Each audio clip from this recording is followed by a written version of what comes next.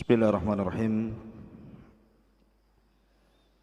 Assalamualaikum warahmatullahi wabarakatuh.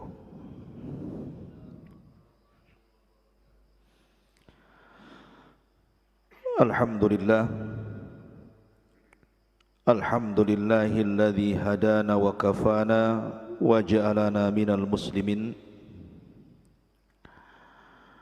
Alhamdulillah. Alhamdulillahilladzi bi ni'matihi tatimmus shalihat. Asyhadu an la ilaha illallah wahdahu rabbi la syarika lah wa asyhadu anna Muhammadan abduhu wa rasuluhu alladzi la nabiyya ba'dah. Amma ba'du.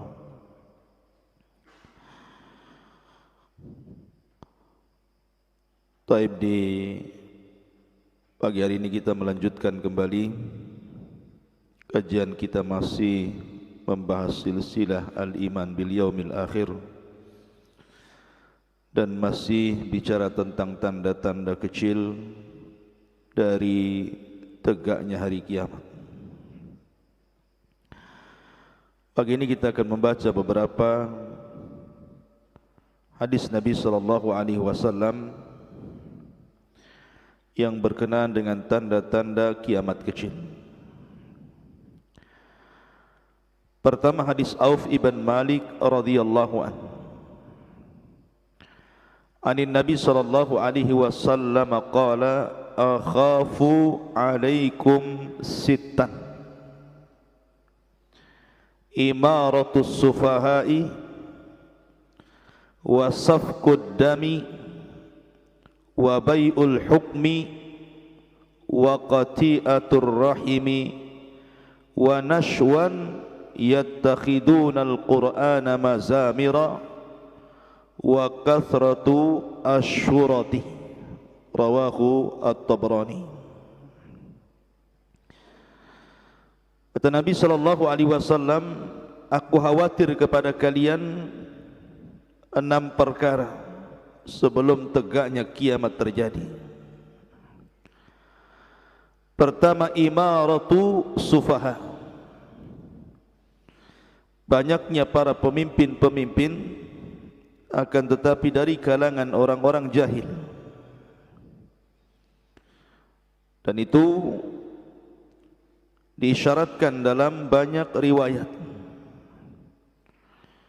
Nabi sallallahu alaihi wasallam bersabda, a'adakallahu min imarati sufaha.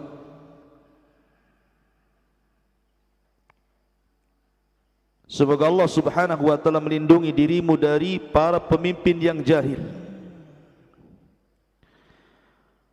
Kemudian Nabi SAW ditanya, wa ma imaratus sufaha, lalu apa yang dimaksud dengan para pemimpin yang jahil itu? Maka Nabi SAW mengatakan, umara'u yakununa min ba'di wa la yahtaduna bihadi wa la yastannuna bisunnati faman saddaqahum bikadhibihim wa a'anahum ala zulmihim fa ulaika laisu minni wa lastu minhum. Menjelaskan siapa para pemimpin-pemimpin jahil itu. Mereka adalah para pemimpin yang datang setelahku, tetapi mereka tidak mengambil petunjukku dan tidak mengambil sunnahku. Maka barang siapa yang membenarkan mereka dengan kedustaan mereka, bahkan membantu kezaliman mereka, maka mereka bukan bagian dari diriku dan aku bukan bagian daripada diri mereka. Wala yariduna alayya haudi, dan mereka tidak mungkin menginjak telagaku. Wa man lam yusaddiqhum bikadzibihim wa lam yu'inihim ala zulmihim fa ulaika minni wa ana minhum wa sayariduna alayya haudi. Tetapi barang siapa yang tidak membenarkan kedustaan mereka dan tidak menolong terhadap kezaliman mereka, maka mereka termasuk kelompokku dan aku termasuk kelompok mereka, dan mereka akan datang ke telagaku. Hadis ini menunjukkan ikhwatu fiddin muliakan Allah Azza wa Jalla, bahkan dalam riwayat banyak sekali akan datang para pemimpin-pemimpin yang juhala, fa aftau bi ghairi ilmin fa adallu wa adallu. Lah sekarang kalau kita bisa melihat alamat yang pertama ini, imaratus sufaha, itu sudah muncul. Apalagi di zaman sekarang gitu ya, banyak para pemimpin-pemimpin itu tidak tahu agama. Banyak para pejabat-pejabat itu tidak paham agama. Bahkan ada sebagian yang ingin memisahkan antara agama dengan dunia karena terpengaruh dengan ajaran sekuler. Agama-agama, dunia-dunia katanya. Mereka tidak paham bahwa agama dengan dunia itu satu paket. Tetapi karena memang kedangkalan mereka terhadap agama, seolah-olah agama itu menghambat setiap kepemimpinan mereka. Bahwa kalau seandainya agama ini kemudian masuk, seolah-olah menghambat kemajuan dan kelancaran dunia. Mereka tidak paham bahwa kebahagiaan dunia itu ditentukan dengan agama, sebagaimana kebahagiaan akhirat itu ditentukan dengan agama. Ini yang pertama. Yang kedua, kata Nabi sallallahu alaihi wasallam, safkud dami, ketika darah sudah dialirkan. Kemarin sudah saya singgung di akhir zaman, apalagi di zaman sekarang, soal darah itu soal mudah. Karena kebanyakan orang membunuh di zaman sekarang ini tanpa sebab. Oh, di zaman dulu membunuh itu karena sebab. Tapi di zaman sekarang ini orang membunuh tidak ada sebab. Makanya Rasul mengatakan, al-qatil la yadri fi man qatal wal maqtulu la yadri fi man qutil. Orang yang membunuh tidak paham kenapa dia bisa membunuh, orang yang dibunuh lebih pusing lagi kenapa bisa dibunuh, kan begitu. Karena tidak ada alasan untuk membunuh. Sementara Islam itu kan ada barometer. Kecuali kalau anda membunuh orang, maka kisos dibunuh. Anda seorang perampok, perusak bumi, maka boleh dengan kebijakan pemerintah dibunuh. Anda seorang yang murtad dari agama, maka faman baddala dina faqtulu. Jadi ada aturan-aturan dalam Islam itu kapan orang dibunuh, kapan orang tidak boleh dibunuh. Karena darah seorang muslim itu di dalam Islam itu lebih mahal dibandingkan dunia dan isinya. Karena satu jiwa saja sama dengan seluruh jiwa satu dunia. Makanya Nabi SAW mengatakan, kalau seandainya orang datang ke Ka'bah bawa palu, kemudian Ka'bah itu dihancurkan satu keping sampai rata dengan tanah, kata Nabi SAW, ahwan, masih lebih ringan min iraqati dami muslim, dibandingkan berbicara tentang darah seorang muslim. Ma'asyiral muslimin yang dimuliakan Allah Azza wa Jalla. Kemudian yang ketiga, kata Nabi SAW, wa bai'ul hukmi, dan jual beli hukum. Jual beli hukum ma'ruf. Nabi SAW mengisyaratkan dengan ar-rasi wal murtasi finnar. Orang yang nyogok dan yang disogok sama-sama penghuni neraka. Jual beli hukum di zaman sekarang ma'ruf, dalam dunia pengadilan, dunia pengacara gitu ya. Itu sudah tidak aneh lagi. Karena semakin kesini itu Al-Quran semakin mahjur. Wa qala ar-rasul inna qaumi ittakhadhu hadzal qur'ana mahjura. Berkata Rasul, sesungguhnya kaumku kelak mereka akan meninggalkan Al-Quran. Salah satu mahjurnya Al-Quran adalah dengan tidak dipakai hukumnya, beralih dengan hukum di luar Al-Quran sehingga bisa diperjualbelikan. Dan Al-Quran tidak mungkin diperjualbelikan karena Allah mengatakan wala tashtaru bi ayatillahi thamanan qalila. Jangan kalian jual beli Al-Quran dengan harga yang murah. Kemudian juga kasratus syurat. Kasratus syurat itu banyaknya polisi, banyaknya satpam, banyaknya preman gitu ya, itu kurang lebih saja. Karena dimaksud di sini artinya keamanan-keamanan, pihak-pihak keamanan kayak polisi atau yang semacamnya, yang tujuannya mendekati pemerintah itu hanya untuk menjilat saja, untuk membantu kezaliman pemerintah. Begitu penafsirannya. Jadi disebutkan nizamul hukmi, sebuah hukum yang tertata, maksudnya pemerintahan. Kemudian keamanan-keamanan ini, itu bahasa kitanya polisi gitu ya, lebih banyak kemudian tinggal di istana-istana, di pintu-pintu penguasa, bukan dalam rangka memberikan keamanan kepada rakyat, tetapi dalam rangka menakut-nakuti rakyatnya, melakukan kezaliman karena keinginan penguasa. Maka kalau ini sudah terjadi, maka ini tanda-tanda kiamat. Kemudian juga qati'atur rahim, terputusnya silaturahim. Di zaman sekarang sudah mudah orang itu untuk memutus silaturahim. Anak sudah tidak akur dengan orang tuanya, saudara bertengkar dengan saudaranya, kadang-kadang saling membunuh satu dengan yang lainnya. Pokoknya di zaman sekarang ini yang namanya qati'atur rahim itu sudah sesuatu yang lumrah. Padahal kita tahu bahwa siratul mustaqim, jembatan titian itu, maka sebelah kanannya adalah ar-rahim, silah ya. Artinya bahwa yang menentukan bisa lewat tidaknya di titian siratul mustaqim, kata para ulama itu, adalah yang menentukannya salah satunya adalah amalan silaturahim. Kemudian yang terakhir, wa nashwan yattakhiduna al-Qur'an mazamir, dan sekelompok orang yang mereka mengambil Al-Qur'an itu hanya dijadikan mazamir. Mazamir itu diambil dari kata mizmar, seruling.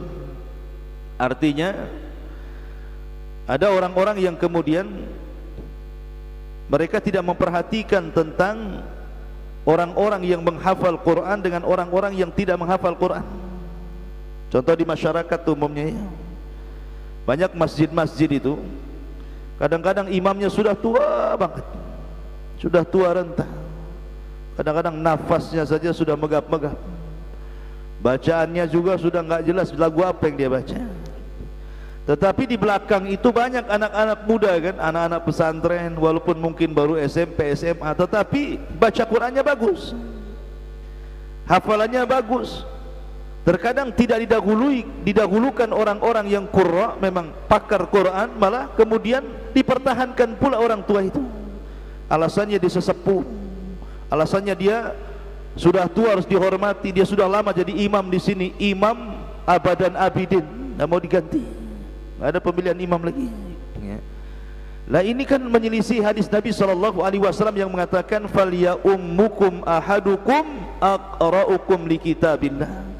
Orang yang berhak menjadi imam itu orang yang aqra ya, orang yang ada pengetahuan tentang Al-Quran, bukan sembarang orang maju seenaknya gitu jadi imam. Tidak, di masyarakat kan umum seperti itu. Kadang-kadang yang banyak hafalannya, yang bagus bacaannya, ditolak di pemerintah, di masyarakat tuh. Yang penting bahkan dikatakan kurang ajar gitu ya, kalau anak muda yang bagus bacaannya maju sementara di belakangnya orang tua, padahal itu imam tetap di situ. Yang kurang ajar orang tuanya sebenarnya, dia tidak tahu diri. Tahu ada yang lebih bagus bacaannya, lebih banyak hafalannya, lebih banyak pengetahuan agamanya. Secara agama usia itu di urutan terakhir. Jadi kalau seandainya sama-sama banyak hafalannya, kemudian bagus bacaannya, kata Nabi SAW, maka ditimbang siapa di antara keduanya yang baik sunnahnya, pengetahuan tentang hukum-hukum solatnya. Kalau kedua-duanya sama, baru kemudian cerita tentang hijrahnya, siapa yang lebih dulu tobat gitu ya. Kalau seandainya kok dua-duanya sama hijrahnya, baru tentang cerita usia. Jadi usia itu sudah alternatif terakhir. Nah, kalau sudah sama-sama usianya, itulah main kocelok kalau itu. Nah, diundi siapa yang keluar namanya, dia berhak jadi imam tetapnya, satu wakilnya gitu maksudnya. Tapi kalau kita melihat di masyarakat tidak seperti itu, dan ini adalah tanda-tanda kiamat. Ma'asyiral muslimin yang dimuliakan Allah Azza wa Jalla. Kemudian yang kedua, khutbah Ali radhiyallahu an ini cukup lengkap menjelaskan tentang tanda-tanda kiamat, maksudnya tanda-tanda kecil kiamat. Walaupun sekali lagi riwayatnya memang diperselisihkan. Ada yang mengatakan sampai dhaif sekali, ada yang sampai matruk, ada yang mengatakan tidak bisa dijadikan hujjah, ada yang mengatakan maudhu, macam-macam. Tapi riwayat ini dicantumkan oleh Al-Imam As-Suyuti dalam kitabnya Jam'il Jawami, kemudian juga dalam kitabnya Al-Lalikai dalam Karamatu Awliya, dan beberapa kitab yang lain. Tapi sekali lagi bahwa riwayat ini tidak sahih, tetapi kita ambil ibrahnya karena ini sudah menyebar. Jadi kalau antum membawakan sebuah asar atau riwayat harus dijelaskan sanadnya, karena supaya orang tidak menyangka bahwa riwayat ini sahih kemudian disampaikan begitu saja. Jadi suatu ketika Ali radhiyallahu an berkhutbah ketika beliau menjadi khalifah yang keempat setelah Utsman di Kufah, ya, karena ibu kotanya ketika itu dari Madinah dialihkan ke Kufah. Kalau di zaman Abu Bakar, Umar, Utsman itu masih di Madinah ibu kotanya. Tapi di zaman Ali dipindah ke Kufah karena terjadi fitnah dengan Muawiyah, maka dipindahkan ibu kotanya ke Kufah. Jadi Ali radhiyallahu suatu ketika berkhutbah kemudian memuji Allah Subhanahu wa taala. Dalam khutbahnya Ali mengatakan, saluni ayyuhan nas, tanyalah kepadaku wahai manusia, qabla an tafkiduni, sebelum kalian kehilangan diriku. Maka Ali radhiyallahu an berbicara 3 kali seperti itu. Datanglah seorang laki-laki namanya Sa'sa'ah ibn Suhan al-Abadi. Sa'sa' ibn Suhan al-Abadi, dia mengatakan, ya Amiral Mu'minin, mata yakhrujad Dajjal? Wahai Amiral Mu'minin, kapan Dajjal itu muncul? Maka Ali radhiyallahu an mengatakan, ya Sa'sa'ah, wahai Sa'sa'ah, qad alimallahu maqamak wa sami'a kalamak wal mas'ulu anhu bi'a'lama minas sa'il. Wahai Sa'sa'ah, sungguh Allah telah mengetahui kedudukanmu, mendengar kalammu, dan tidaklah orang yang ditanya lebih paham daripada orang yang bertanya. Kemudian Ali radhiyallahu an mengatakan, ya Sa'sa'ah, ihfad ma'akul. Wahai Sa'sa'ah, dengarkan apa yang aku katakan. Idza amatan nas as-salawat, apabila manusia itu sudah mulai meninggalkan salat. Dan hari ini orang meninggalkan salat itu mudah, seolah-olah tidak beban, bukan perkara dosa gitu ya. Wa adha'ul amanah, dan apabila amanah-amanah sudah dilalaikan, banyaknya para pengkhianat.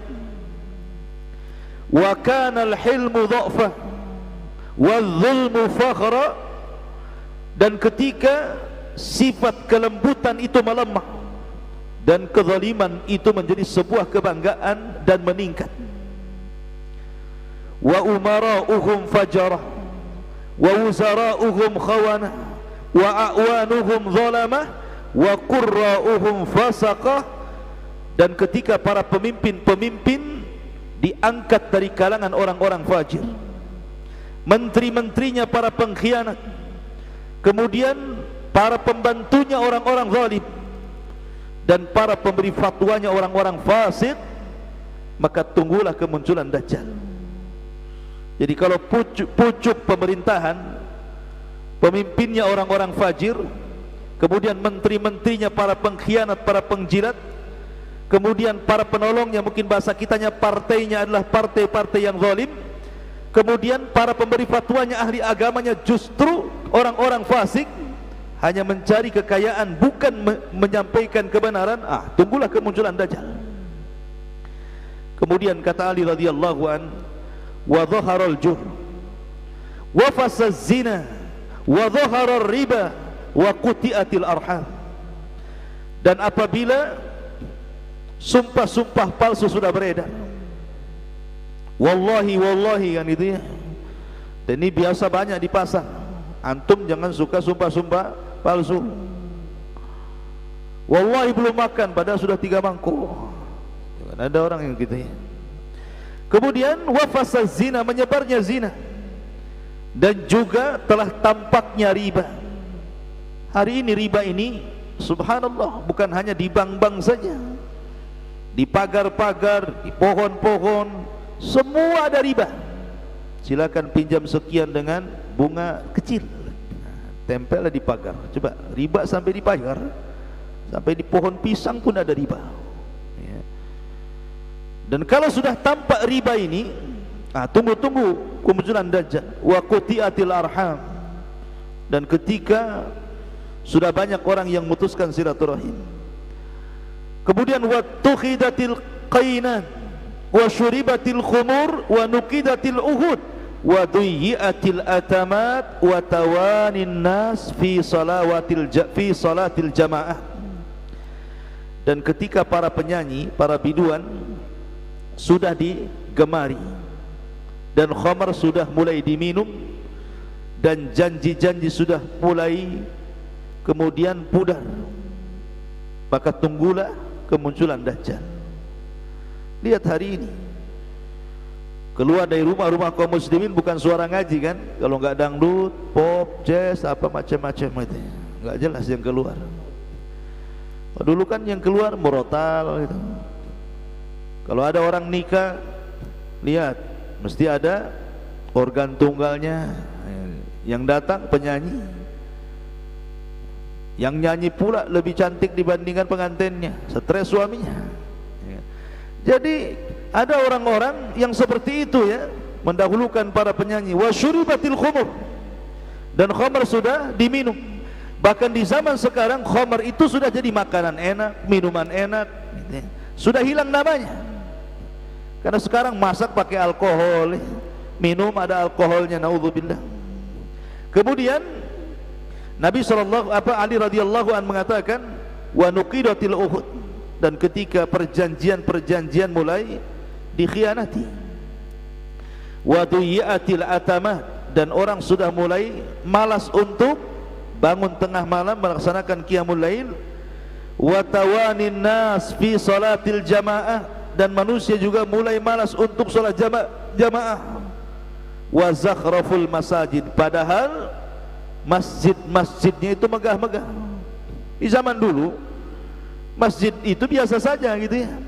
Oh, zaman sekarang lihat masjid itu macam-macam, ada AC-nya besar-besar, bahkan sajadahnya itu pakai permadani, lebih empuk dibandingkan kasur kita. Tinggal bawa bantal ya ke masjid zaman sekarang itu, saking empuknya, saking dinginnya ya. Jadi masjid itu luar biasa.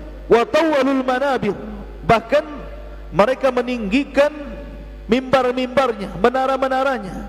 Dulu orang cari masjid itu sulit, jauh jaraknya. Sekarang hampir tiap perumahan ada masjid karena nampak menaranya. Tetapi itu juga bukan mendorong orang untuk datang ke masjid ya. Kemudian wa akhadur rusha wa akalur riba wasta'malus sufaha, dan ketika manusia sudah mulai menyogok, kemudian memakan riba, kemudian menjadikan para sufaha, orang-orang jahil menjadi pemimpin, wastakhaffu biddima, dan meringan-ringankan darah, waba'uddin bidunya, dan ketika mereka mulai menjual agama dengan dunia, wattajaratil mar'atu ma'a zawjiha hirsan ala dunya, seorang wanita minta cerai kepada suaminya gara-gara urusan dunia.